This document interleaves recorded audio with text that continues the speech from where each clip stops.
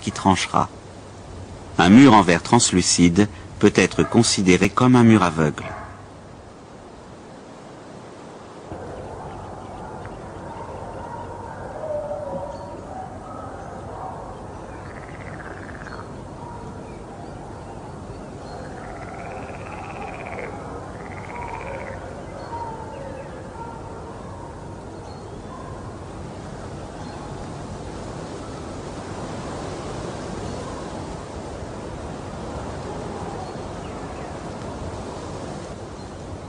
Face au jardin, l'architecte continue de jouer avec les parois.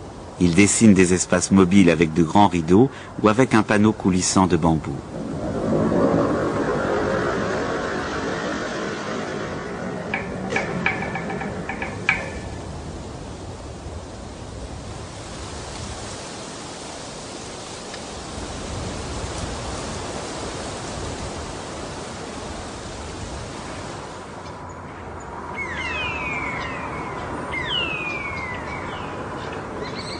À l'inverse des voisins qui ne voient que laideur et agression, l'architecte pense délicatesse et insertion. Les bardages d'aluminium ont des teintes qui renvoient aux couleurs de la pierre de meulière, de la tuile et de la brique.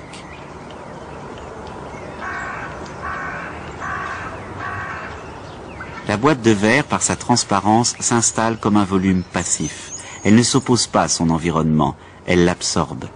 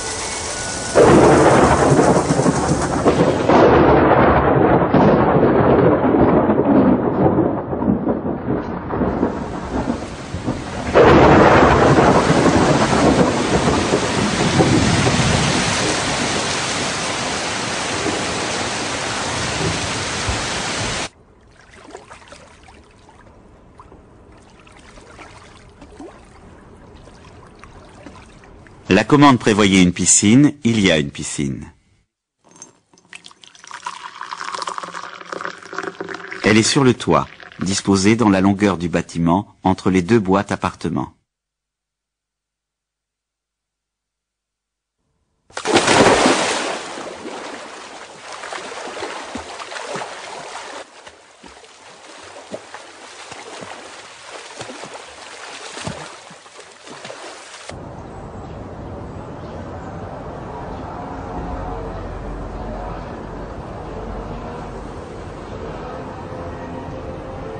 Il y a un seul accès, depuis la coursive, près de l'appartement des parents. À l'air libre, mais dissimulé dans le volume par le bardage.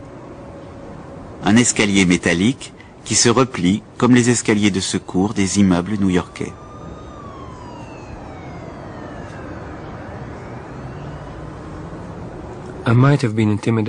J'aurais pu être intimidé par cette vue.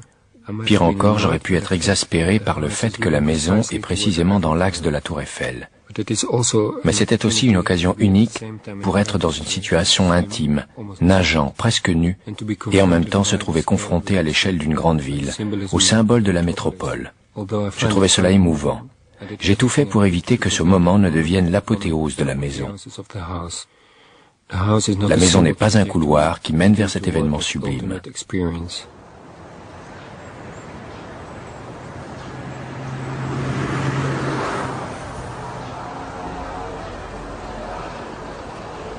La piscine pèse 40 tonnes. C'est un problème difficile à résoudre. Comment faire reposer le poids de l'eau et du béton sur la boîte de verre? La structure porteuse est pratiquement invisible. C'est une rangée de colonnes plantées dans le socle de la maison et qui supportent la coquille de béton de la piscine. Les parois extérieures, en verre, ne supportent rien.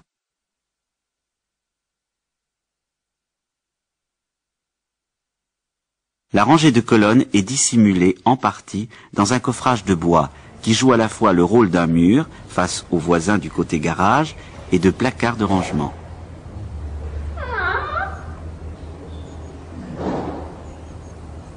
Comme dans un mur, des fenêtres y ont été percées.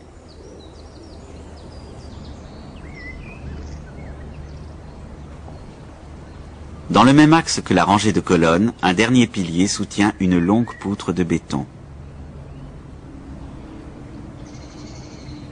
Elle ne supporte pas la piscine, mais l'appartement des parents, dont le volume en déport, tel un papillon de béton, semble flotter dans un dangereux déséquilibre.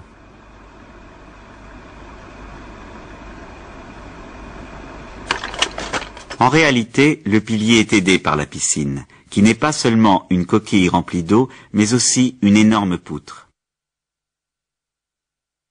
Équilibrant les tensions et les déports respectifs des deux boîtes, elle joue un rôle constructif essentiel.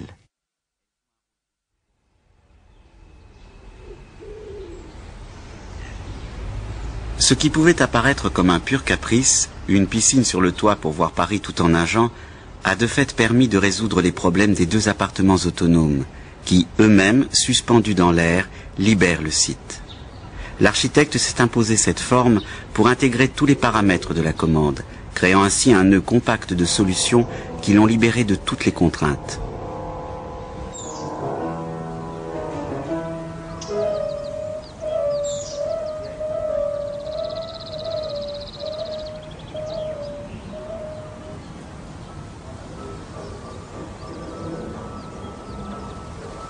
Entre la première visite du terrain et la livraison de la maison, 9 années se sont écoulées.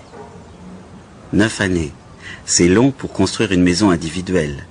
C'est peu au regard de toutes les ambitions qui y sont cristallisées, et pas si long au regard de tous les plaisirs d'architecture que la maison procure à ceux qui l'ont commandée et qui y vivent aujourd'hui.